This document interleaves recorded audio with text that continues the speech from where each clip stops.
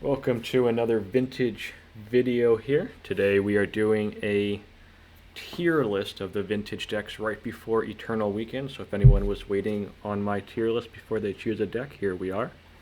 And we're joined with Jamie, who has Hello. had quite a good success in the past in vintage. Jamie, do you want to go over a little bit of your history with vintage here? Sure. I don't regularly play vintage. I don't follow it all the time like some of your viewers might. But I do enjoy dipping in and out of vintage. I think it's a great format right now as well. And yeah, I've played a couple of Eternal Weekend vintage tournaments. When the Eternal Weekends were online, so in 2021, I top eighted one of those events with like a white Hate Bears deck, um, which was designed by Grimmen. Shout out to Grimmen.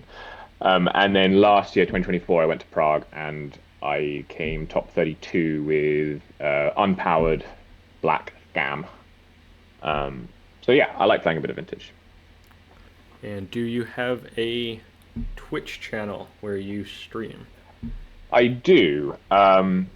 It's JWVH10665, or you can just find me on Blue Sky at JamieWVH, and there'll be a link to my Twitch channel there. And I usually stream Legacy, but I have been streaming some Vintage recently as well.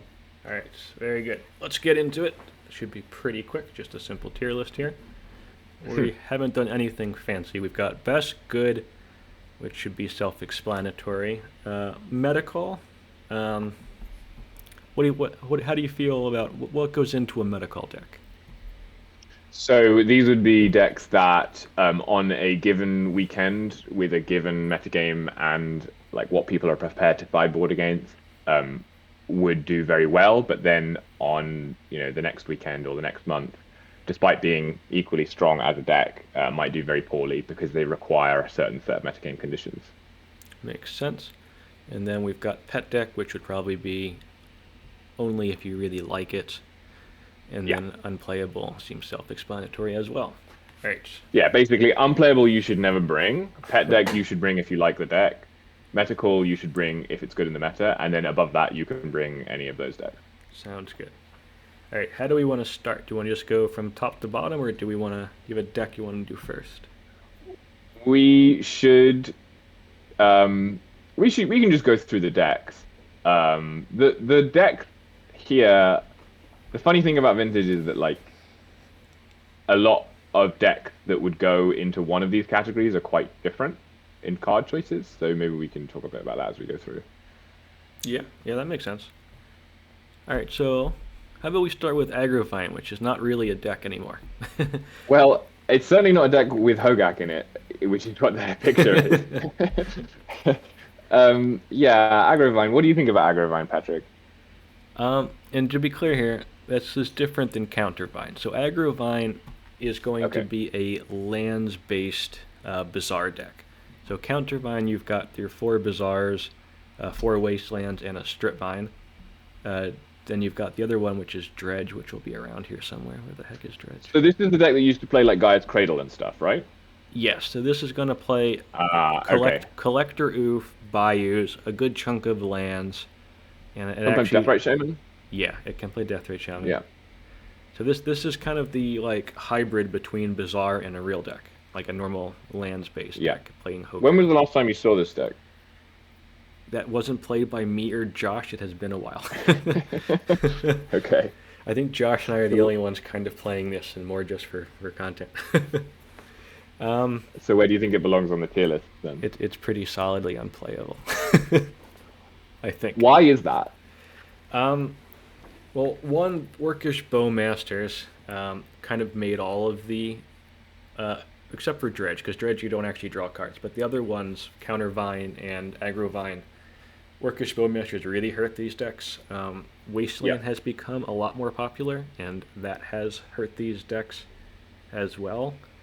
They've also just not gotten a lot of stuff to kind of put them over the top or kind of make it into sort of a new deck. Um, Yeah, I think they're just kind of a relic of the past right now. Like you can play it. Like you'll if you go to Josh's, that's Fire Truck MTGO or something like that on YouTube, you'll see Agrovine decks, and like you can still 3-2 occasionally 4-1 a league with them. They're not like it's fun in a league level. They're not completely unplayable, but I would never bring it to Eternal Weekend and try and top eight a 10 round event or something with that. Do you think Vexing Bauble has hurt those decks as well?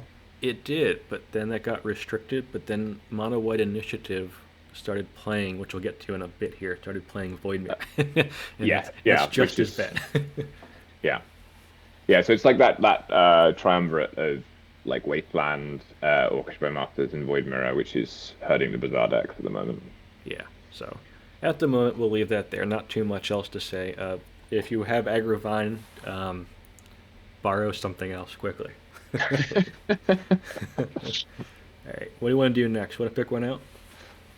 Well, let's go to Beseech Storm because this is the next one, Okay. and I'm kind of interested in this one because I feel like Beseech Storm is a vintage deck. Like you can definitely win games of vintage with that deck. It plays all the good cards, but I'm not sure why you would play Beseech Storm over any of the other like Tinker combo decks. Yeah. And Tinker as a whole isn't doing super well right now. Beseech included in there. Beseech, like earlier in the year, actually did have its moment. It was doing quite well. Maybe it was the end of last year, but there was a period where this was, a tier one deck, and it's really fallen off. Um, it struggles against Luris Control, um, Mhm. and the Tinker in general. When we went from Voidmere to or Vexing Bulbo to Voidmere, obviously struggles. Beseech are trying to play something for free with the Yawgmoth's Will too, and it all gets hit by that. There's a lot of counters running around right now in Vintage, and this one doesn't play. Notably, Beseech Storm does not play Luris, so this is a big, usually a blue-black kind of Tinker style deck. Yeah. And I think. I'm looking at the data now, Mhm, and it looks like Beseech in particular had a very good win rate against Oath. Has a very good win rate against Oath. that makes sense. Um, There's no but as you creatures. say, struggles. Yeah, struggles against the lower decks. So I don't think I would quite put that into metacal here because I think that Mm-hmm. other Tinker decks also have a good matchup against those. And as I say, I just feel like those decks have more plans. They're more resilient in general. Think pet deck. I think it qualifies as a pet deck because I think it's totally fine to play Beseech Storm, but you would Mm-hmm. only play it if you really like casting those cards. Yeah, I agree with that. I don't think it's embarrassing to play, but I think you do have to want to play that style of deck right now. I'm curious about this next deck on the list, Patrick, because what is blue control? Yeah, I don't know. There's a picture of Mana Drain, which is There a card that we've been is, seeing a lot recently. but that's more in the Lurius Breach deck. So I think blue control would probably be like a bigger blue deck. Is Let's this like a maybe. miracles control deck? I don't. I'm not sure about Like a that. I think. entreat the angels? I guess there was a. We didn't put together these deck lists at the bottom, as you've probably figured out by now. we stole this. There Is used to it like a be. BPK style like intuition deck? I don't play Solaris. I Right. think this is more of like a blue workshop deck or something like that. That isn't Jewel. That isn't Jewel, yeah. Well, it sounds pretty unplayable to me, Patrick. Let's put it unplayable. While we speculate what that is. Anything that's less proactive than like blue black Loris, it doesn't seem like it's going to do very well in this format. The mana drain is confusing because I can't think of anything where mana drain would actually be appropriate for a blue control non-Luris deck. Anyway, Breach. So this notably is going to be Breach, but not Luris. So this is going to be like the Grixis Tinker Breach deck that True Hero was playing for a while and had some pretty Okay. good results with, and other people picked it up. So this will have Breach, this will have Tinker as well, and Citadel, um, and basically good Grixis. The best Grixis cards you can think of are going to be in this deck, notably because of that no Luris. Yeah. And this did have its moment again about a year ago. I don't think it's bad. I mean, this is the heart of the conversation here, is that for all of these decks that could play Laris or not, Hmm. what realistically is the reason not to play Laris? The big one I think is Tinker Citadel. I think that is that, and if you want to play Karn, I think are probably two of the biggest reasons to not play And Lyris that's right going to now. help you against shops, or like why would you want that in your deck instead of Laris? I wouldn't, uh, personally. But obviously, it can go bigger. A lot of the Lyris, game plans. I mean, you're no stranger to Tinker Citadel. That usually just means I win the game, and it's probably the most compact, just I win package out there, and it definitely still has merit. I think It's a lot of fun. it I is a think lot of it's like fun. the most vintage thing you can do, Yeah, right? Is just like tinker into Citadel and then cast your whole deck. Like that is a lot of fun, and you play all of the really good cards. yeah, I can see why, like if it's a lot of fun, then we can put it in the pet deck tier. What I'm trying to drive towards is if there's a reason beyond fun to put Tinker Citadel in your deck, then maybe we can call it a meta deck. But I just don't know. I don't know what that meta game is that wants those things. I don't think It sounds like you there is don't one right either. now. Okay, I'll put it in pet deck. because I'm looking at the data and Hmm. like the difference between like I don't know if I take like Lurrus Breach Hmm. and like just here it's just called Tinker, but that will sometimes have Breach, sometimes won't. Yeah. The the matchups that are good for the Tinker deck are also good for the Lurrus Breach deck, it looks like. Hmm. Um, and the matchups, some of the Tinker deck's bad matchups are good matchups for Lurrus Breach. So like it doesn't really seem to Doesn't have offer you its any kind niche of right now. trade-off. Yeah, I agree with that. Like not in my experience and not in what I can see in the data. It looks like maybe shops decks, like maybe Raker shops and stuff, Hmm. because those Raker shops decks aren't very interactive. Yeah. Maybe So having a more powerful thing that you can do more consistently will help you there. yeah, you can jam pretty well against Raker. It has very very limited interaction, but Raker's fallen off a little Yeah. bit. It did have its heyday at the beginning of the year, where I think it was the top deck in Vintage as far as play numbers go. But it's fallen Right. off quite a bit since. So I think Breach, and then I think we can put the Tinker next to it, the general one. Yeah. And Are to be honest, PO, right? These are all the same type of thing where like you could play Laris, you're choosing not to, and that's probably more fun than good. yeah, I agree with that. Yeah. Um, let's see. Bug. Bug's another one that's been struggling recently. Haven't seen that around much. Um, Although Laris Bug we'll is get the Lyris pretty bug in a minute. That's over here. well, I feel like you have to talk about them at the same time because Okay. again, the question is, what are you getting out of Bug that you're not getting? You are Like, getting usually three Okos and one Leovold, yeah, very specifically. And you and I really. think that is actually good. Yeah. Live like Oko is really good. Hmm. I think against other Laris decks or against Laris decks, Oko is really good. Yeah. Because it's not a creature, right? So you can't swords that. You can't push it. Hmm. And again, like against Oath or whatever, right? Yeah. Oko is really good against Lyris control. That is a mirror Yeah. breaker in that matchup there. So I almost want to say that Bug is actually a tier above these combo decks and say that it's a meta call deck. I agree. I think that's Because I can imagine fair. a meta where like that combination of Oko, Hmm. like access to Oof, and then all of the blue power is what you want, you know? Yeah, no, that makes sense to me.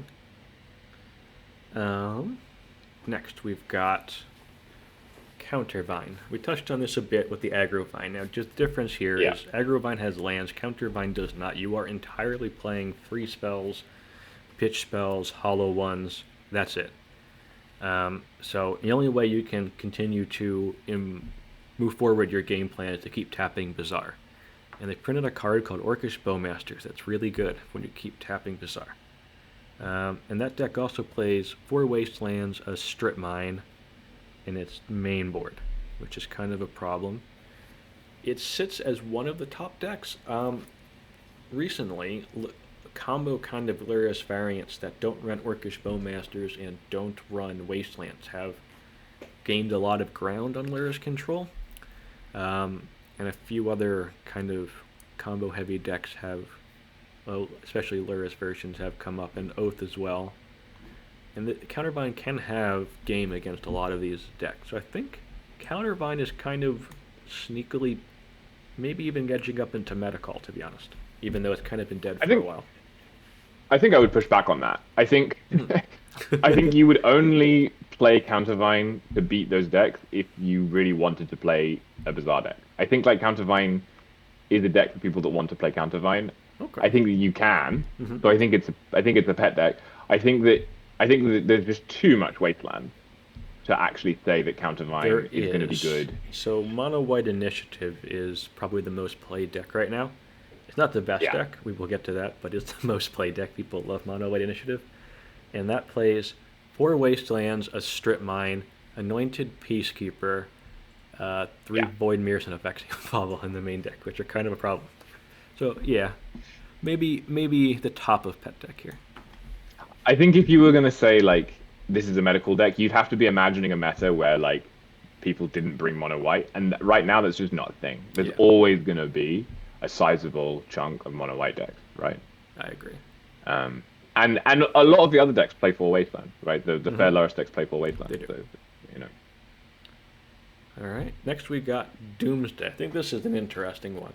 Doomsday's not played a ton, but it's historically an extremely strong deck, and I think still is. It doesn't have Again, a lot I'm of struggling. numbers. No, I'm struggling to identify why you would want to play Doomsday over the Lurrus combo decks. I think other than I think Doomsday is good into the other Lurrus combo decks. I think Doomsday has a rough matchup into Lurrus Control. It does. That's like its notably bad matchup. Is the Lurrus Control decks, Blue, Black, and Esper. I don't play Doomsday, but I think it's at least even, probably a little favored into the other Lurrus Control decks. It just has a very proactive 1-card combo game plan that it can execute very quickly with a bunch of counters there. And I think the Lurrus PO deck, the Unlucky Monkey one, it plays 4 Force of Will and an RUB main deck, something like that, and that's it. It's pretty protection light. And I think Doomsday, which runs a boatload of counters and ponders and stuff, I think that one is favored in that head-to-head there. And Doomsday also just has a good matchup against things like Oath, which is on the rise. I'm pretty high on Doomsday. I think you need to know the deck.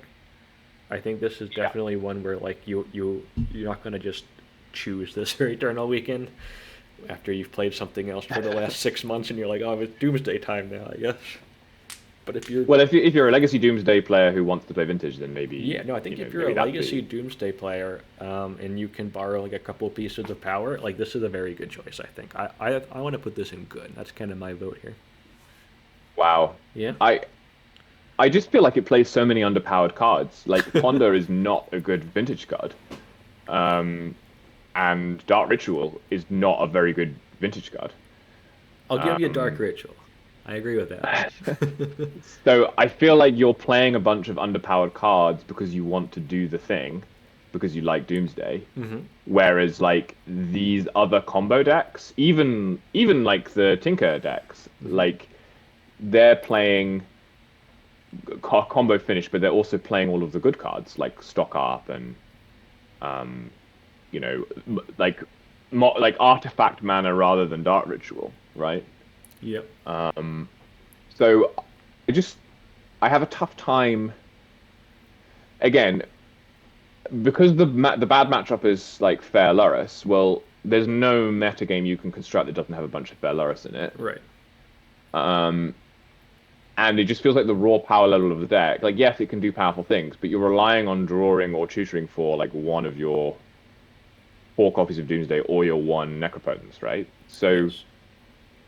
I guess there's the demonic consultation thing as well. Yeah, I mean, I guess it's got a few different oblique Maybe angles of like the attack. bottom of good. Well, I think maybe we put it in good, but we probably put it toward the bottom. I think you specifically would only play Doomsday and expect to do well if you thought there was less Lurrus control than normal that weekend. Okay. So Maybe the top of medical. I think medical is a compromise Okay. between like our positions because I am not as high on Doomsday in general as Fair you are enough. because I think it has a bunch of bad cards in it. Fair enough. I think, for the record, I think Ponder is a fine card, but I'll give you a Dark Ritual. But like unrestricted ponder and then nobody played it. Except for Doomsday, yeah. Yeah, exactly. Uh, So so yeah. Dredge next. So this is our last Bizarre deck on here. We had Countervine and Yeah. Agravine, which are not doing very well. Dredge has been the one since Lurrus Control got popular that has, kind of carried the torch here for Bizarre decks, because especially game one, Dredge can have a very, very, very good matchup against Lurrus Control, and then even post board, a lot of Lurrus Control decks aren't playing Leyline of the Void, or Lurrus decks in general, because obviously if you bring in Leyline of the Void, which you can do, then you can't reveal Lurrus, and that's the strongest hate card against Dredge. So if you have like a reasonable hand with some like, counter magic and you've got, 6 or 7 cards, even post board, it's still very likely that you can push through some hate here and win. And even if you tap Bizarre, you only really need to tap Bizarre once a lot of the times. But then if your opponent just Yeah. goes Wasteland and pass, they've not really, push forward their own game plan, and you can still get the slow Dredge and stuff. Maybe you drop. that's the big Hollow. difference. Mhm. I think that's the big difference between Dredge and the other Bizarre deck is that you only need to tap Bizarre once, right? Because unless they also have Graveyard Hate, like when you play against Dredge, you need a way to deal with the Bizarre and a way to deal with the Graveyard. You need both. You'll still win. So Dredge is super powerful. It's super vulnerable to Graveyard Hate. It is the definition, I think, of a Metacall deck.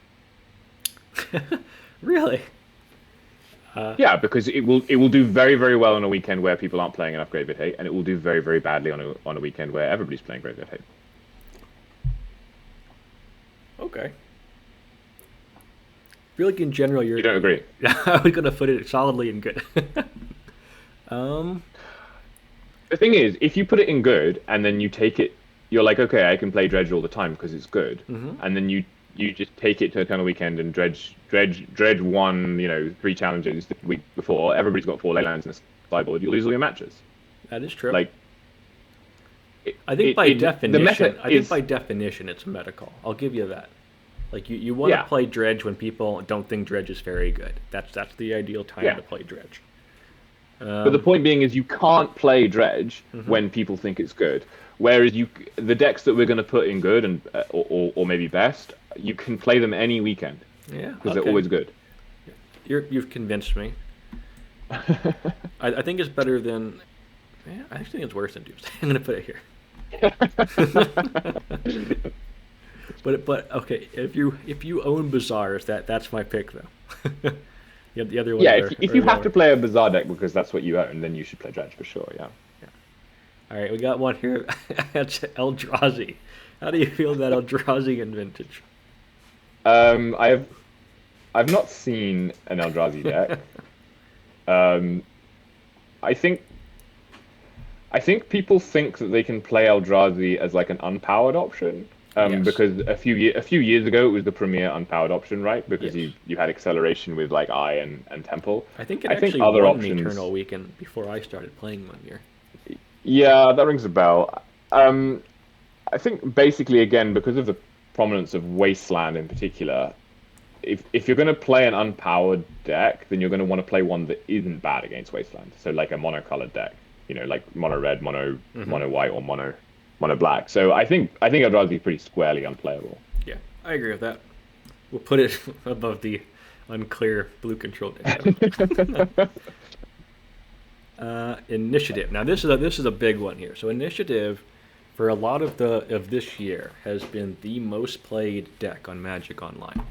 which obviously is where Vintage is mostly played these days. Its win rate has not always been amazing, though. It's pretty solidly this year been roughly a 50% win rate deck, sometimes worse, sometimes a little better. It's never really been dominant, but as far as like its playing numbers go, it's been huge. I think that is to do with Magic Online dynamics as much as it is Vintage, as in a lot of people who are playing Vintage challenges are playing other games of Magic Online at the same time, Yes. or multiple challenges, and Mono White has quick games and relatively straightforward decision-making heuristics, so it's a good deck for like double queuing, basically. So you're saying it's a good deck. So it goes into the good category here. Yes, I think it's a good deck. I think it's a little bit inconsistent. I think it relies on being on the play. Yes. And Huge play draw difference there. I think that it would be easy to assume it's better than it is because of how much it's played online. But I think it's played a lot online because it's quick to play. No, for sure. And so like a more honest representation of its metagame share would be slightly lower, but Yeah. still a very strong option. I still and probably expect this. it to be pretty well represented at Eternal Weekend, though. Like, I would not be surprised Absolutely. if this is like 10% of the meta, but not like the 20% on Magic Online. Because if you don't want to opt in to blue mirrors, then this is probably your best choice. Yeah. Yeah. We'll come on maybe to some shops options later, but if you're largely not interested in casting Ancestral Recall and Time Walk, then Initiative is probably the right deck. Yeah. Now we actually do have a shops deck next. This is an interesting one. This is Jewel Shops. So this is shops, but it's a combo deck with all the blue cards: Ancestral Recall, Time Walk, Force of Will. It's got 4 Sink into Stupors now, which kind of shore up some of the blue count and the blue mana. Sink into Stupor was a huge upgrade for Jewel Shops this year. And this actually is a Tinker deck, but it is solidly in the workshop kind of area. You're trying to play the ring early. You're trying to play the iconic card here, Coveted Jewel, early. You can win turn 1 more often than not. Turn 2 is more kind of where you're going to try and win. But it plays Permission as well. It has been really, really good for the last couple years. Very recently, though, not as good, I think.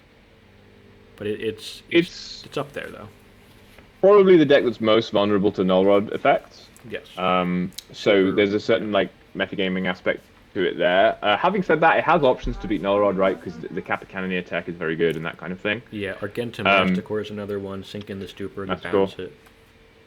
Because you can just sideboard into like more of a shops deck, right? Where you just play 2 workshops and a Wormcoil or whatever. I think this is the scariest combo deck in the format.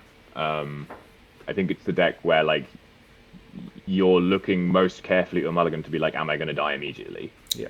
When you're playing against it. And I think it's solidly good. Yeah, I agree. You think it's better or worse than Initiative, though? That's an interesting question. I think it's probably better than Initiative. I agree. I would recommend you have blue cards. Initiative. Yeah. You got Force of Will, Ancestral, etc. The Force of Wills are not super consistent. I think the blue count is a little bit low in some of the lists. But that's better than no Force at all, which is your situation with Initiative, right? Yeah. Okay, so we got a big slew of Lurrus decks here now. So we're going to tackle the I don't know what Lurrus Vault Key is. Like... Well, this is Lurrus with, Vault Key, sometimes Oswald. Oh, the Oswald deck, okay. Yeah. Because like Lurrus PO plays Vault Key, right? Surely. No, doesn't. No? Nope. Okay, it wins with the big fourth Ralingus usually. Oh, sure. Yeah, that was one of the big Unlucky Monkey innovations, was taking out Vault Key, because that makes sense. Lurrus Vault Key was the premier combo version of Lurrus when we had 4 Urza Sagas, and then Urza Saga got restricted, and all of a sudden Vault Key became a lot more inconsistent. And if you want to try and win with Vault Key, you got to play something like Oswald or Goblin Engineer or something like that, which are not very good. But these are still blue-based, like stock-up-based Lurrus decks, right? Yeah. Yeah. I think basically like these split into fair and unfair, right? You've got Esper, blue, black, and Yeah, so we can. bug. I'll As like split them up here. So we've got at the yeah, front here Esper Luris Control, Blue Black Luris Control, and Luris Deathrite Shaman, which are kind of the control versions. yeah. And then I think Luris Valkyrie is kind of in the middle.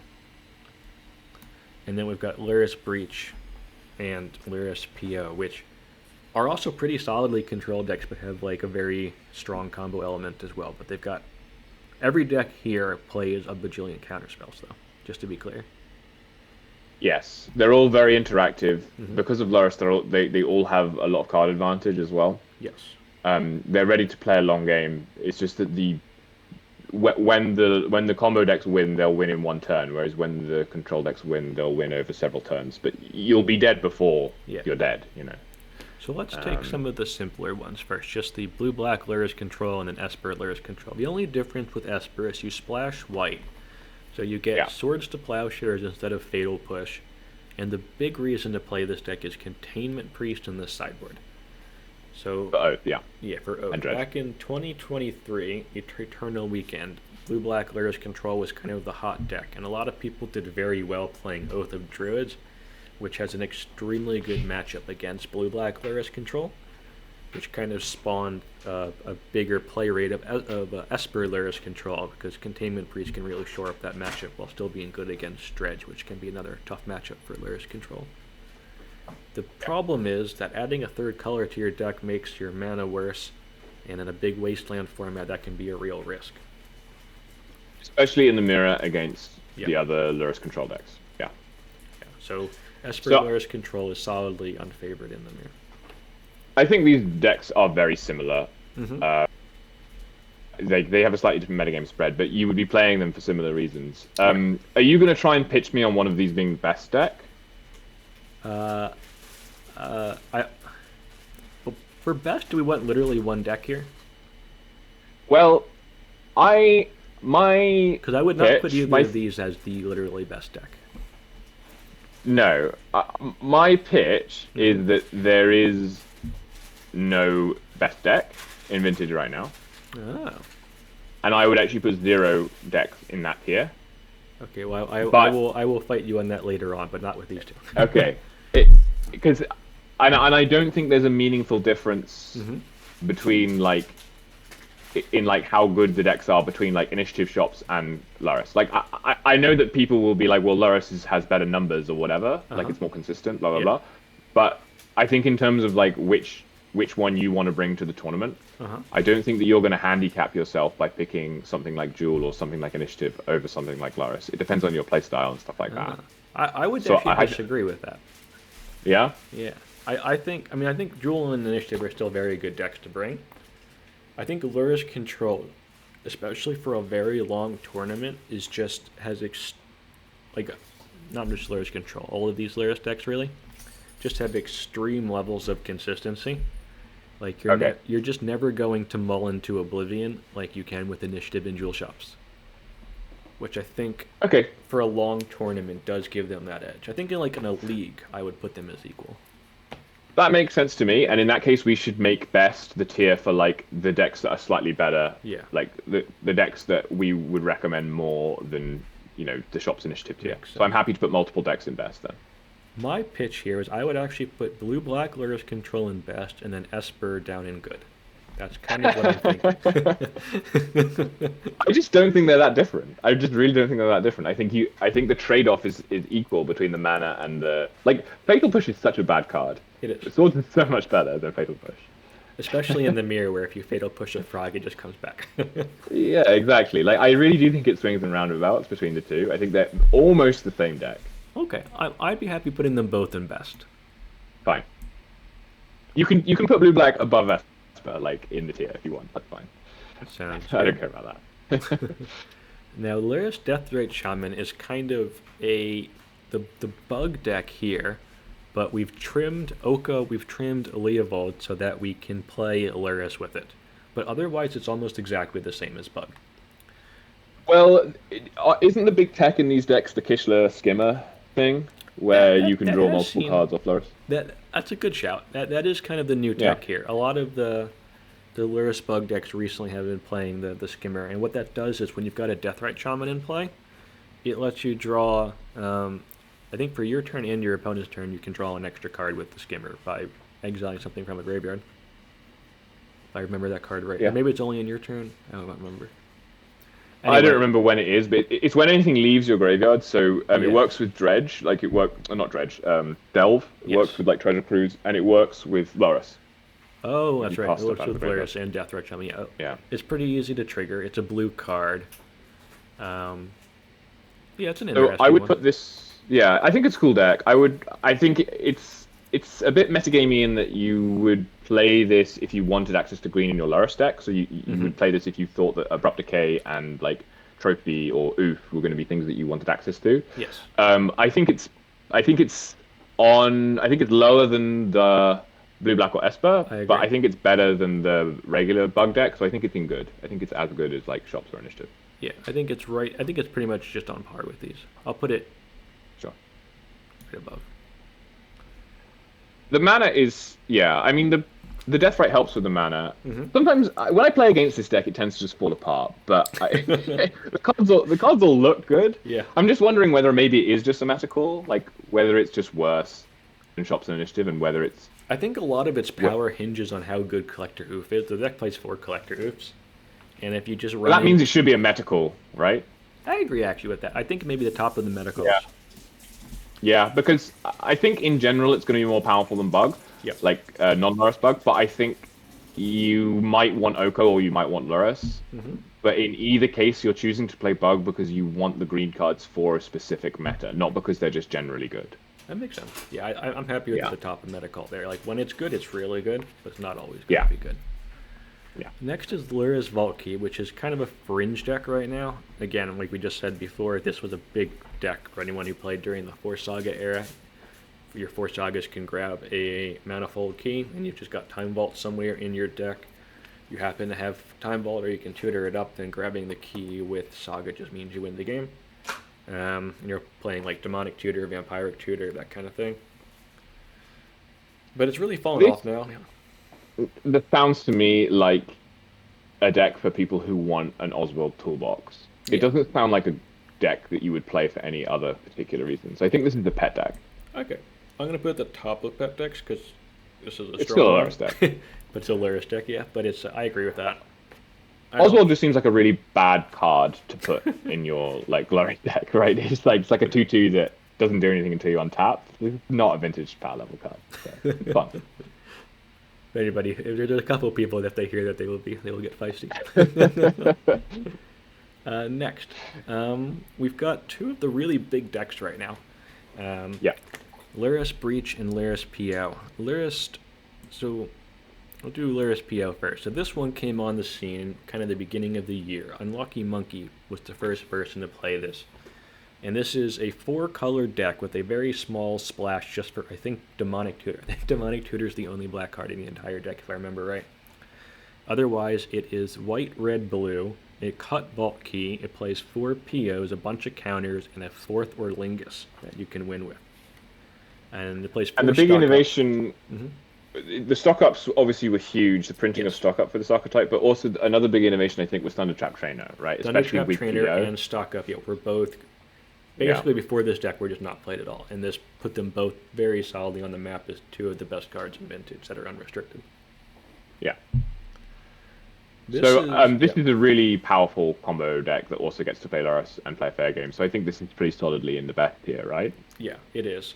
I think the only question is if you want to put it, if you would recommend this more or less than the Lyris control deck. I think that's the only question in my opinion. I would recommend it less because I think it is more vulnerable to Wasteland in particular, Okay, yeah. because it's solidly a 3-color deck with a 4th color splash. Mm-hmm. So Yeah, I I think agree with it's pretty that. vulnerable to Wasteland. But there is no shame in bringing this deck. That is Absolutely not. Very powerful deck. Now, Lyris Breach is an interesting one. This has 2 flavors to it. There is a Grixis, they're both Grixis actually, but there is one that plays Psychic Frog and is kind of a Lyris control deck, but with a sort of small couple Breach, 1 Brain Freeze package in it. And then there is another version that's been doing really well recently in the hands of mainly desolutionists, but it's been picking up steam and other players have been playing, and even Discoverins, as of today, recording this, has top 8 a challenge with it. And this plays 4 mana drain, 4 gifts ungiven, 4 stock up, 4 force of will, 2 underworld breach, and is almost a mono blue control deck with this like breach combo finish. And it has Yeah. really cool plays like gifts ungiven's an instant. So if you respond to one of your opponent's spells on their turn, it also plays a bunch of mind break traps. So if you respond to one of your spells on your opponent's turn and you get into a combo war, you can end up trapping the entire stack, which is a pretty sweet line of play. In order, as they try and fight over your gifts ungiven resolving. And it has just other tech in there like Ancient Grudge to be able to handle a bunch of the cards that would try and blow up your breach, like Soul Guide Lantern and stuff like that. So I'm very very high on this one. It's I think you got to see it in action because it looks really Yeah. silly on paper, but it's super strong. It's very good. It's basically playing gifts instead of Hio, right? As Yes. in, both of these archetypes have 8 really strong card advantage spells through like stock up and then the 4 mana one. Right. I guess the PO version also has Thundertap Trainer, which isn't card advantage but is selection. This deck gets to play for. It's really cool, I think, that like a deck playing 4 mana drain, 4 gifts is a thing in Vintage in 2025. The secret sauce, the reason why this deck is so powerful is because it has really, really good mana, right? Yes. It's a mono blue deck. Yep. It's got like 1 Demonic Tutor and 2 Breach, and like Yep. that's it in the main deck. It's pretty much mono blue control. It's playing 2 islands, right? 2 basic islands, I think so, yeah. which is insane, right? That's so good in Vintage right now because Wasteland is so good. So I think that while Wasteland is king of the Roost, which is where we are right now in Vintage, being able to play 2 islands in your combo deck is going to be really, really good. So I think this deck is very good. I don't think I'm as high on it as you are. I think because I think people will adjust. Yeah, yeah. Right, it's relatively new, but I think it's solidly in that tier. I think right here. Sure. Yeah. Those would be those are my 4 big recommendations for Eternal Weekend right there. I think all of Yeah, those. I absolutely. would expect one of these to. I would expect a good chunk of the top 8 to be these. I get Vintage, anything can top 8, but those are my predictions. You don't think it's going to be a 5 mono white top 8? I would be surprised with.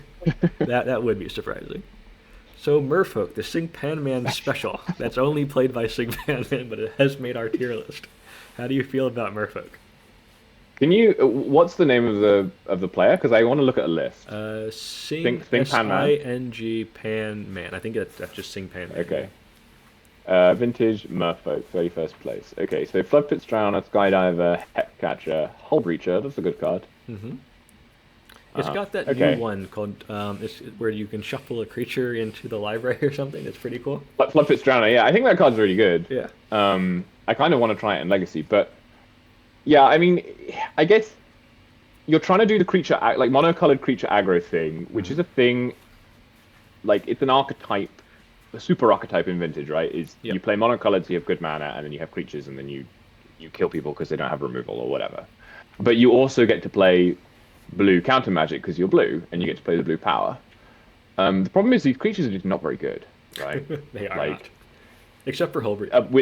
except for Hull Breacher, none of them really stop your opponent from winning the game, realistically. Or like they require way too many resources. Because the problem with Force of Will is you have to lose a card. And then so if you're relying on having a Hex Catcher and like a bunch of Merfolk in play to counter stuff, then you can't do both of those things, right? Because you only got 7 cards in your opening hand. Yeah. So I can't really imagine. First of all, it's not a good option for unpowered because No. the whole point is you get to play the blue power, and I can't really imagine recommending this over mono white. Agreed. And I can't really imagine I'm kind of between I- pet deck and unplayable. that's the question here, right? Is this totally unplayable? You do have Cavern. I put it at the end of pet deck. I think you could play it if you wanted to. Like Sing Pan Man does like top 8 every once in a while just for fun. Fair enough. Okay, pet deck. Next, we got a very real deck, Oath of Druids. This one has had a bit of a resurgence. So this in 2023, when Atraxa came out, was probably the best deck in the format for a while. And then people adjusted to it, and it kind of fell off the map. And it has recently come back because Blue Black Lyris Control has become, a very solidly, as numbers wise go, like the top win rate deck. And Oath remains, same as in 2023, as an excellent win rate against Blue Black Lyris Control. So this is back on the menu here. This is 4 Show and Tell, 4 Oath of Druids, 4 Atraxa, and then all the broken cards. I think it's I good. guess the question here is whether it's good or whether it's a medical to beat control. I think realistically the game plan is stronger enough. It suffers quite a lot against like jewel shops and some of the dredge. Even like dredge can be a tough matchup for it. It's worth noting as well that not all the Oath lists are Atraxa Show and Tell lists. Some of them are like Planeswalker control. Some of them are on Pyroglaive. You can play the rug the rug version with Planeswalkers. Yeah, I think realistically the game plan here is so strong by itself that it deserves to be in the good tier because you do play all of the best, like a lot of the best cards. I agree. Would you recommend this? How would you recommend this compared to Jewel Shops and Initiative, though? I think it's worse than those two. Yeah, I think I agree. If only because of the mana, like it's like a 3-color deck, right? So. Yeah, no, it is. Because it also plays black spells, like got a Demonic Tutor, Vampiric Tinker package, Citadel in there too, usually. Yeah, often. All right, next we've got the what Justin likes to refer to as the worst deck in Vintage, Oops All spells. This usually has the lowest long-term win rate of all the decks that he tracks. I'm surprised it's even tracked. I haven't seen an Oops list for a long time. Medvedev plays it every once in a while, and Medvedev's a really good player, so it does like show up every once in a while. I actually think Oops would be fine if Lotus Petal was unrestricted. Yeah, I mean any of the I mean that would definitely help. I mean, you'd probably have some other decks that were better with Lotus Petal unrestricted, but like the problem is that you need to cast like a bunch of different colors of mana, and you don't have them. Yeah, like the Moxen aren't good enough for that. I played quite a lot of Oops last year when I was trying to find unpowered options. Oh, okay. Because I originally the scam deck I played was originally like a Oops deck with Grief. Oh, okay. As like but it was terrible, and the games I won were the games where I went Grief Reanimate, and I thought, oh, maybe I can just do this instead. So I think Oops is unplayable. Yeah, I agree. You're going to lose to all the same hate that Dredge loses to. I think it's more unplayable than Egger, but I'm going to put it there. Next we got. I mean, it might be worse than Eldrazi. Let's not go crazy now. All right, next we got Raker Shops. Now this is a big deck. This at parts of this year has, I think, especially early. For parts of this year, this was the most played deck in Vintage for a bit. And if you're not familiar with this one, this is kind of a new deck. Well, relatively new. You've got 4 Glaring Fleshraker, which you can't play off of Mishra's Workshop, but you can play off a bunch of the other cards in the deck. And then you play, obviously, a bunch of artifacts, which all trigger Raker to ping and make tokens for mana. And then you've got 4 Tops and a Mystic Force. If you can find 2 of those 5 cards, you can keep playing Tops and win the game, which is a very cool way of winning there. And the Tops also kind of help make your deck kind of consistent, which is nice. I think what makes this deck so strong is that it has multiple axes of attack, right? Either like you can get comboed out pretty quickly, or you can just die to like turn 1 Scrolling Trawler, turn 2 Scrolling Trawler. Yeah, it's also got like Patchworks usually and Nettlesys. It can very much just like beat you down. So some of the lists are like more sphery than others. So like sometimes I'll null rod you out as well. Like you can bring in your like null rods to try and beat the top stuff and then die to the aggro plan, or you can bring in a bunch of creature removal and then die to like the One Ring. So it's very hard to hate out, but it's also not very interactive. So I think it struggles a bit against like strong combo decks. Um, Yeah, the Raker Shop's deck is just basically trying to race, and it's not that fast. it has So very little interaction. It's got like a Karn, a yeah, Vexing Bauble, and that's almost it in the main deck. The sideboard it brings in a couple of things, but like it's very much just trying to execute its game plan, and hopefully that just kills you. and I think it's pretty good at that. So I think it's solidly in the good tier. I agree. And if you wanted to play Mishra's Workshop at Eternal Weekend, I would recommend Raker Shops. Over Jewel. Um, Probably question. not over Jewel, but Okay. I don't think of Jewel as a The shop deck. Shops deck, even though it is. I think of it as a blue combo deck. Yeah, that's I don't fair. Red Prison. Now this is a big one because this is one of the everyone's favorite unpowered decks. And I also it's- wouldn't, by the way, sorry, just to go back, I wouldn't have Raker Shops over Initiative. I think Initiative is better than Raker Shop, but that's harder to say. that's fair. I agree with that. Yeah. I'm not even sure it's better than Oath, to be honest. I might even put it at the end here. Yeah, that's pretty even. Oath having all the blue cards, I think, is a nice. Yeah, fair enough. Okay, back to Red Prison. So this is one of, if not the best, unpowered decks in Vintage. It's almost never played powered, like very, very rarely. It's kind of like an unpowered deck in Vintage, because you have all of the cards from Legacy, and those cards can still win games for you in Vintage. Like playing a turn 1 Blood Moon, or a turn 1 Vexing Bauble or Void Mirror followed up by a Blood Moon can absolutely win games of Vintage. It's extremely play draw dependent, like even Yes. more so than Mono White Initiative, which at least has a Chancellor to slow people down.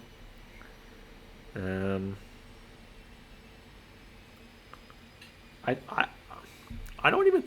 I think it's reasonable. I guess I don't know. It's definitely not good. It's below good.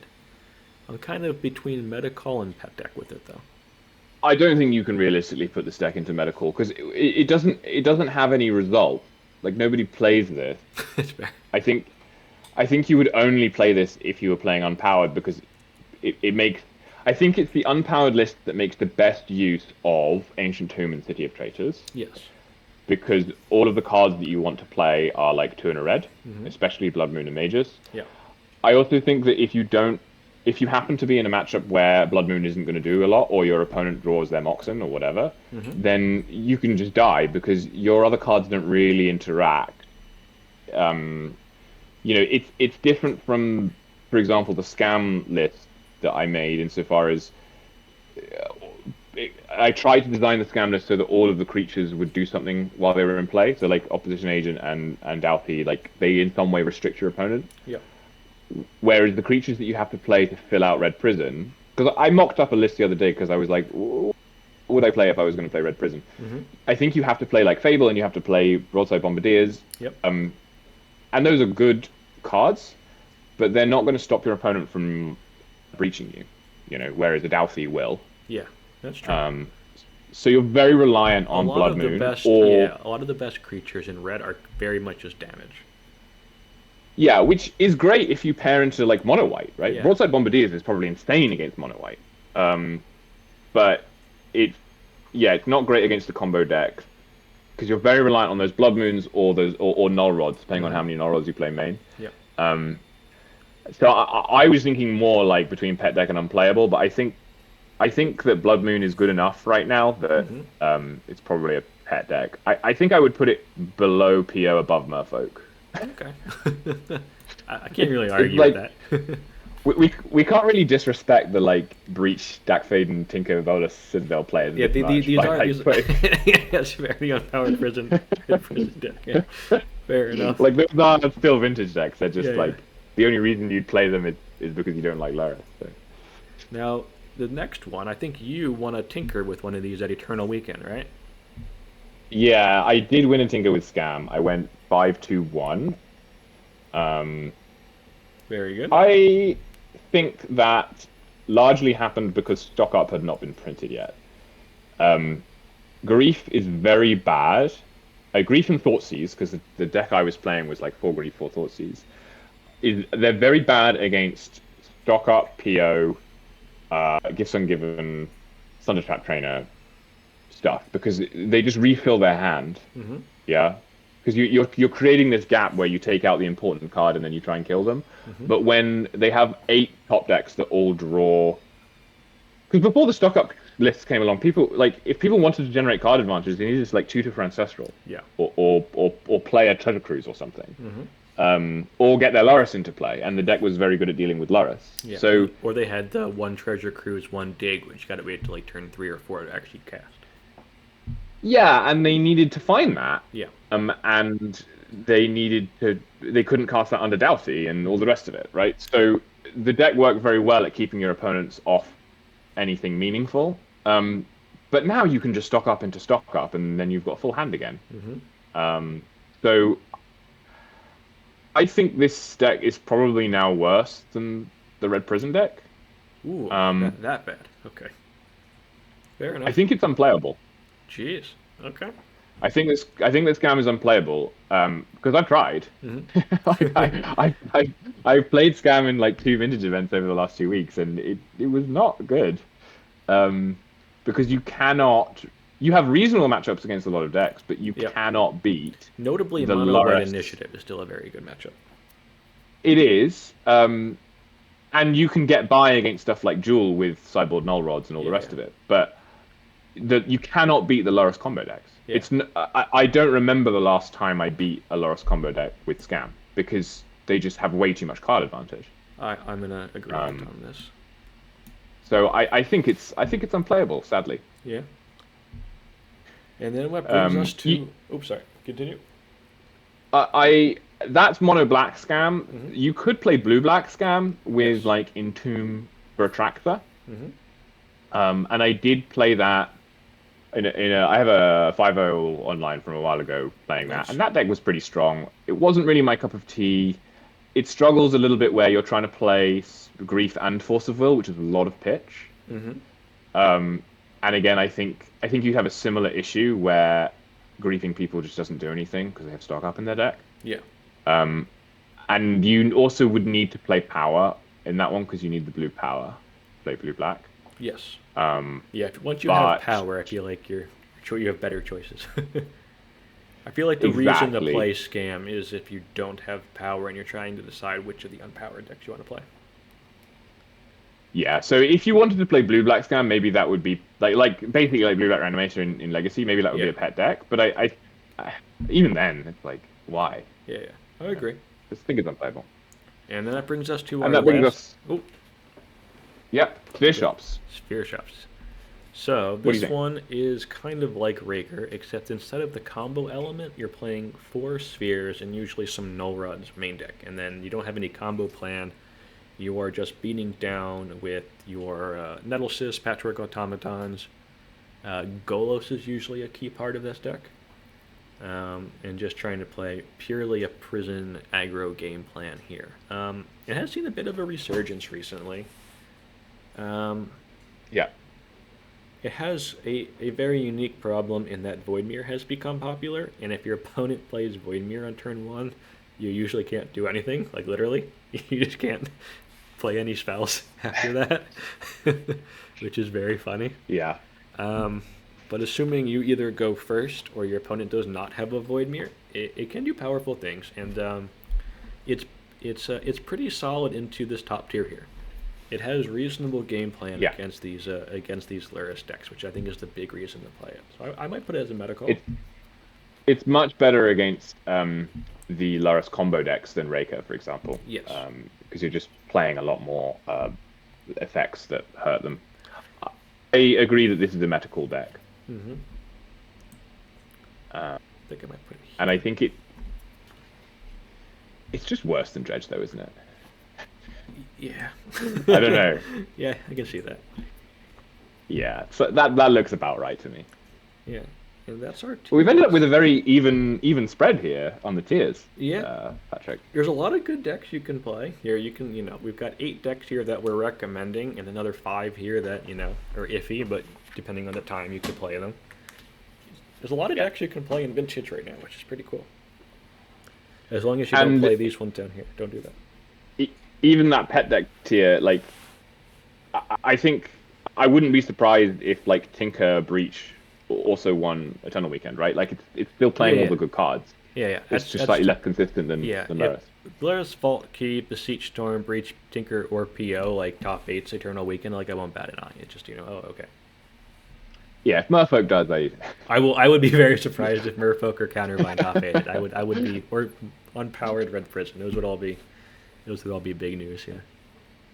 but I think Vintage is in a really great spot. I think it's probably the most balanced official format right now. I Hmm. think it's a lot of fun, and you can basically play whatever you like. Yeah. All right. Well, thanks for joining here. Anything you want to say before we sign off? Um, just play some Vintage if you don't already. I mean, I know most of the people watching this probably already play Vintage. If you disagree with any of our hot takes, then we want to hear from you. Yeah. Post down below. Um, exactly. All right. See you next time. Thanks, guys.